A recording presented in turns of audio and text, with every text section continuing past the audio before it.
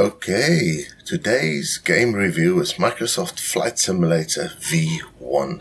Now, it's available at my Abandonware, and the link is up there. I'll put a link in the description as well.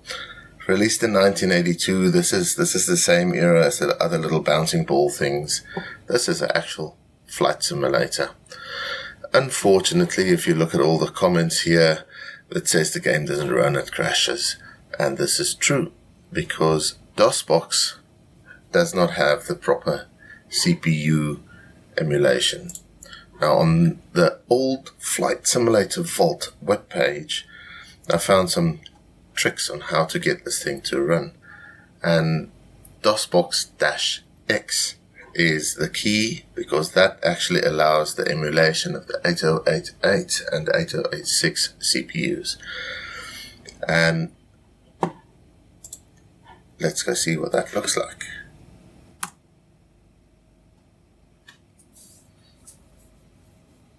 So we have an RGB monitor, or emulating one, and B for the flight mode. And there we have the flight simulator running. You're actually sitting in a cockpit with dials in front of you. I was having some trouble getting all the keyboard mapping correct, but I have enough to fly the aeroplane, and I suppose that's enough. So let's go for full throttle and enjoy the sound.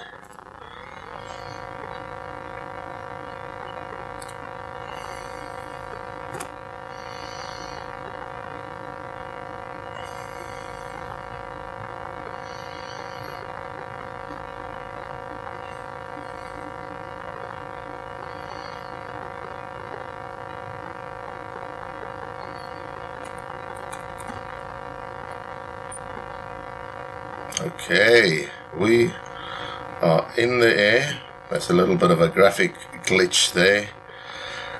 Talking about graphics, it took me quite a while to get a working solution here. But finally we have it. So we're in the air, altitude is increasing, engine RPMs are flat out, and we are now looking at some scenery. Let's just push a little bit to the side. Fly around some buildings. So yeah, flight simulators. Of course, these days you get much hyper realistic stuff, but you have to remember this is running on something that does 4 megahertz. It's incredibly a slow PC, and that's visible with the graphics as well. You can see the resolution is very, very low. But you can fly around, and apparently this was realistic enough for the FAA to say, yeah, this is a flight simulator. This is what it feels like flying an aeroplane. And yeah, if you go according to the history of this, Microsoft didn't actually develop most of this. It ported it from a different computer, but they did market it really well, and it runs properly.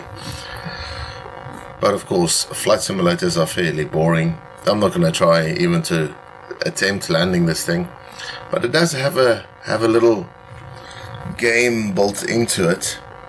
So if you pressed escape, you get the simulation control, and you can actually edit stuff here. So if you go down just by hitting enter to Europe 1917, hit 1 for enabling this, and then escape again to exit, you are now in a Sopwith Camel. And we'll go full throttle again, pick up some speed, because this area is different. Now, when I played this as a youngster, as a teenager, we tried finding the supposedly other aircraft that's here, but never happened. We never found anything. But yeah, let's just get this plane off the ground.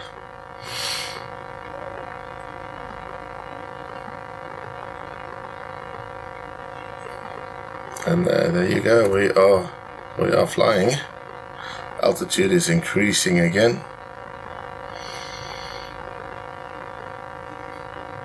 And let's turn a little bit.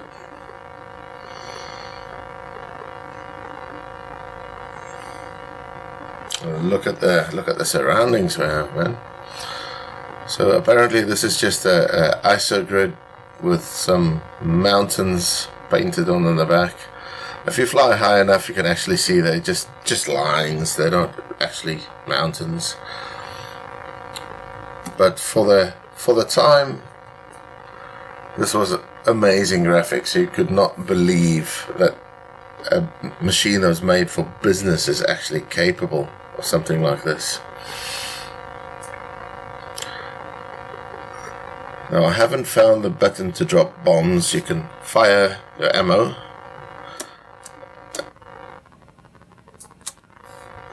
I don't know about bombs.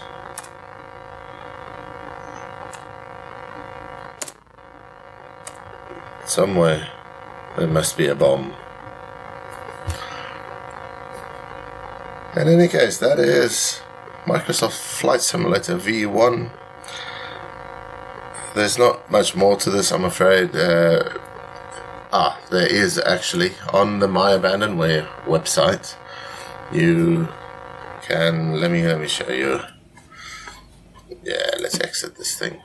So back to this guy. There are available add-ons, scenery discs. Now, I haven't played with how to get them into the emulator, but I'm pretty certain that is not so difficult. So there you go. Microsoft Flight Simulator. I hope you guys enjoyed this review, and have a look around on the website. There's more reviews there.